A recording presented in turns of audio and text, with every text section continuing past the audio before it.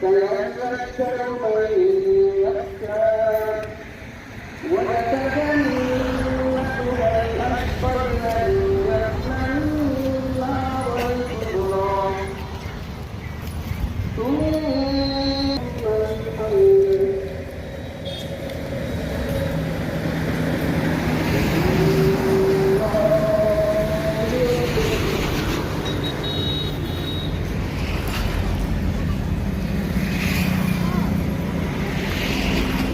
ومن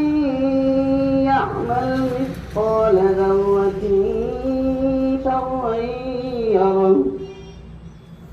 الله أكبر الله أكبر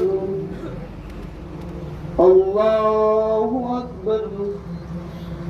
الله أكبر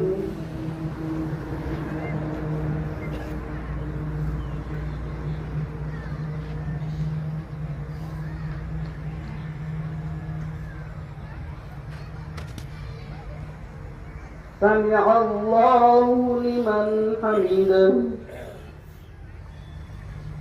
الله أكبر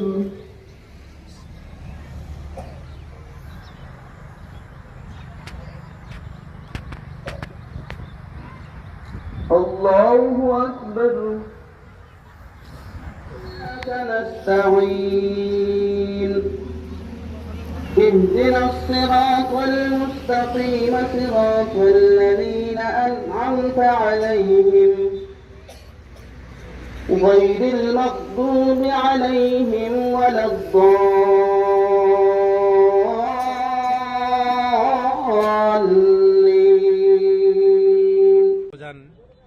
ঈদগাহৰ তৰফৰ পৰা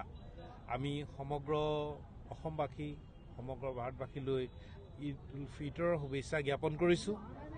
আজি সমগ্ৰ বিশ্বৰ লগতে এই অসমৰ যোৰহাট জিলাৰ কাকজানৰ ঐতিহাসিক যিখন ঈদগাহ মৈদান, এই ঈদগাহ মৈদানত ঈদৰ নামাজ অনুষ্ঠিত হ'ল আৰু এই ঈদৰ নামাজ আজি এই ঈদগাহ মৈদানত 1932 চনৰ পৰাই অনুষ্ঠিত হৈ আহিছে আৰু এই পৰম্পৰাৰে আজি বছৰটোৰ ঈদ উল ফিতৰ এমাহ আমি ৰোজা ধৰিলোঁ ৰমজান মাহৰ আৰু এই ৰোজাৰ শেষত আজিৰ দিনটোত আমি সকলোৱে 2 ৰাকাত নামাজেৰে আমি ঈদ উল ফিতৰ উদযাপন কৰিলোঁ আৰু নামাজৰ শেষত সমগ্ৰ বিশ্বৰ শান্তিৰ বাবে আমি দেশখনৰ উন্নয়নৰ বাবে আৰু সকলো ৰাজ্যৰ কল্যাণৰ বাবে আমাৰ ইমাম চাহাবে সকলোৰে হৈ দোৱা কৰিলে আৰু আমি তাত সকলোৱে সমবেত হ'লোঁ আৰু এই কাকজান যিখন ঈদগাহ, এই ঈদগাহখন অতি পৌৰাণিক ঐতিহাসিক ঈদগাহ, কাৰণ এই স্থানত ইয়াৰ পূৰ্বেও অন্য ঠাইত আছিল, কিন্তু এই স্থানত 1932 চনৰ পৰাই এই ঈদগাহ স্থাপিত হৈ আহিছে, এই স্থানত নামাজ পঢ়ি আহিছে আৰু এই স্থানত বিভিন্নজনে এই ঈদগাহৰ উন্নয়নৰ কাৰণে সহায় সহযোগিতা আগবঢ়াই আহিছে। বিশেষকৈ শেহতীয়াকৈ এই ঈদগাহখন যোৰহাট ৰাষ্ট্ৰীয় ঘাইপথৰ কাষত অৱস্থিত ঈদগাহখনি উন্নয়নৰ বাবে ইতিমধ্যে আমাৰ প্ৰাক্তন যোৰহাটৰ সাংসদ তপন গগৈ ডাঙৰীয়াই 10 লাখ টকাৰ অনুদান আগবঢ়াইছিল আৰু আমাৰ বৰ্তমানৰ যোৰহাটৰ বিধায়ক হিতেন্দ্ৰ নাথ গোস্বামীয়ে 5 লাখ টকাৰ অনুদান আগবঢ়াইছিল। আমি এইসকলক আমি কৃতজ্ঞতাৰে ধন্যবাদ জ্ঞাপন কৰিছোঁ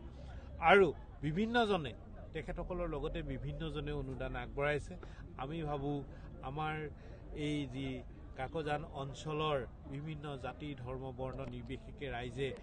আমি সাতাম পুৰুষীয়া ঐক্যৰে যিদৰে জীৱন অতিবাহিত কৰিছোঁ, অহা দিনবিলাকো আমাৰ তেনেদৰে পাৰ হওক আৰু এয়ে আমি কামনা কৰিছোঁ।